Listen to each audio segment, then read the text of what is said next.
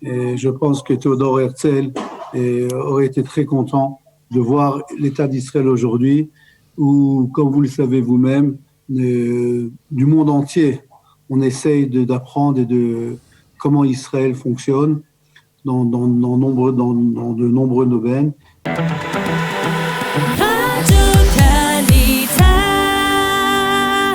Et nous pourrons parler avec Gaël Grunewald de l'anniversaire de la Haskara de Théodore Herzl qui a été marqué hier par une cérémonie avec le Premier ministre Naftali Bennett. Gaël Grunewald. Bonjour. Voilà, alors on est très heureux de vous avoir. Je rappelle que vous êtes le vice-président de l'Organisation sioniste mondiale, le directeur, le président du département de l'éducation au sein de l'Organisation sioniste mondiale. Alors, je le disais, hier, c'était la cérémonie marquant le décès, l'anniversaire, la Haskara de Théodore Herzl qui est décédé le 3 juillet 1904. Alors, la question que l'on peut vous poser, vous en tant que, on va dire que représentant du mouvement sioniste, de l'incarnation de Théodore Herzl, qu'est-ce que Théodore Herzl aurait dit de la situation dans laquelle on s'est retrouvé au cours des dernières années et aujourd'hui avec ce gouvernement qui fonctionne tant bien que mal? Qu'est-ce qu'il aurait dit de l'État d'Israël d'aujourd'hui, on va dire en général? Vous savez que dans le livre Medinat HaYehudim, le pays juif, que Théodore Herzl a écrit un an avant le premier congrès sioniste mondial en 1896, puisque le congrès sioniste mondial a été créé, le premier congrès sioniste mondial a eu lieu à Bâle en 1897. Dans ce fameux livre que Théodore Herzl a écrit, il a parlé de ce métro, qu'il y aura à Jérusalem et en Israël de façon générale. Et comme ça, il a eu cette première vision de l'État d'Israël des dizaines d'années avant que quelqu'un rêve de la création de l'État d'Israël. Et le même endroit, justement, sur le mont Herzl, là où a été enterré Herzl, nous avons, comme vous le savez tous, il y a ce fameux métro, ce train de Jérusalem. Et donc, si vous voulez, je pense qu'aujourd'hui, Herzl serait très content, serait heureux de voir un pays qui fait partie des 15 premiers pays et au niveau économique. C'est-à-dire qu'Israël est le premier pays qui est sorti du corona. C'est un pays qui est un pays moderne, c'est un pays qui est un pays démocratique. C'est vrai que ces 2 dernières années, on a eu beaucoup de problèmes pour essayer de former un gouvernement, mais ce gouvernement a été créé. Et donc je pense, si je peux me permettre, je pense que Théodore Herzl aurait été très content de voir l'État d'Israël aujourd'hui, où, comme vous le savez vous-même, du monde entier, on essaye d'apprendre comment Israël fonctionne dans de nombreux domaines. Et donc, je pense qu'il serait très fier aujourd'hui de voir le développement de l'État d'Israël. Alors, on va rentrer un petit peu plus dans les détails, peut-être, puisque vous êtes, je le disais, vous êtes l'un des leaders de la mouvance sioniste religieuse au sein des instances sionistes, du Mizrahi, au sein des instances sionistes.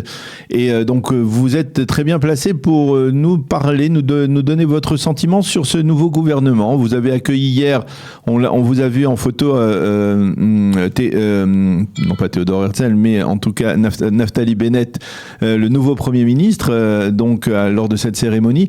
Quel est votre sentiment sur ce nouveau gouvernement de Naftali Bennett, sur le fait qu'aujourd'hui, l'État d'Israël compte un homme qui se revendique du mouvement sioniste religieux, qui porte une kippa et qui est aujourd'hui Premier ministre de l'État d'Israël? Alors voilà, j'aimerais vous dire la chose suivante.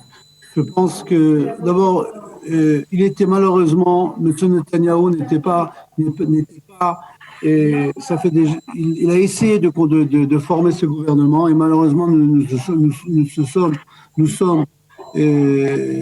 trouvés dans une situation où il était impossible de former un gouvernement. Et donc M. Bennett et M. Lapid se sont trouvés devant le dilemme suivant.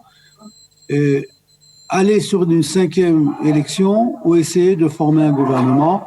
Et ils ont effectivement décidé de former un gouvernement. C'est vrai, je le reconnais. Moi-même, j'ai soutenu Naftali Bennett. Et moi-même, je fais partie d'un groupe qui a soutenu Naftali Bennett. Je suis prêt à accepter que j'ai été également déçu, je dirais, par les promesses qui ont été faites avant les élections en disant que nous n'allons pas former un gouvernement avec un parti arabe, que nous n'allons pas former un gouvernement avec Yair Lapid.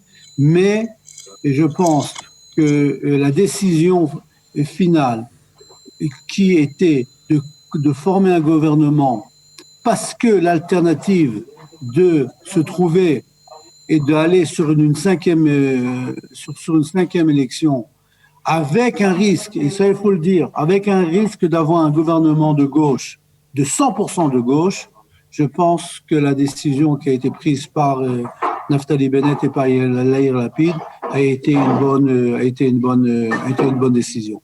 Ça, c'est une première chose. La deuxième chose que j'aimerais vous dire, c'est que M. Netanyahou avait effectivement la possibilité de dire que pendant 2 ans, pendant les 2 premières années, il pouvait se retirer et donner à un autre candidat du Likoud d'être à la tête du Premier ministre, d'être à la tête du gouvernement. Dans ce cas-là bien précis, M. Gideon Sa'ar et M. Naftali Bennett auraient rejoint dans ce cas-là, ils auraient rejoint le gouvernement.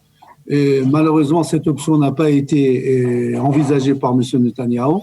Alors. Et donc, je pense que dans la situation dans laquelle on se trouve aujourd'hui, la situation, c'était, je dirais, la seule possibilité, je dirais la moins mauvaise possibilité, la moins mauvaise option dans le cadre des différentes options que se présenter à l'État d'Israël. Et j'aimerais dire encore une chose avec votre permission. Il y a également un message d'ardout, d'unité, dans le sens que ce gouvernement qui a été formé, c'est un gouvernement qui effectivement, où il y a énormément, où la marloquette, la discussion qui est je dirais la polémique qui existe au sein de ce gouvernement est effectivement importante, mais ils essayent d'aller sur un point commun assez large en essayant de donner un sentiment d'unité au sein de l'État d'Israël, qui est également quelque chose qui est très important. Je dois dire, et comme dernière remarque, que je suis désolé que les mouvements Haridim n'ont pas accepté de joindre ce gouvernement. Je pense que les mouvements Haridim auraient pu trouver une place dans le cadre de ce gouvernement. Ils ont décidé de rester fidèles à M. Netanyahou.